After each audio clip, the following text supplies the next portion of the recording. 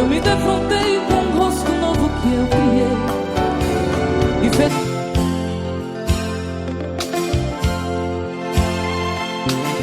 Roberta Miranda, 1990.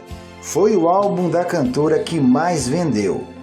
Em 1990, o volume 4 vendeu 1.900.000 cópias. E nesse álbum, volume 4, as músicas que se destacaram foram Marcas, Tudo em Você Me Atrai, Outra Vez, Dia D, Decisões, e os restantes das outras canções foram Meus Momentos, Este Bem, Faz Isso Não, Xangô, Enquanto Houver Coração, Graças a Deus, Dia D, Decisões.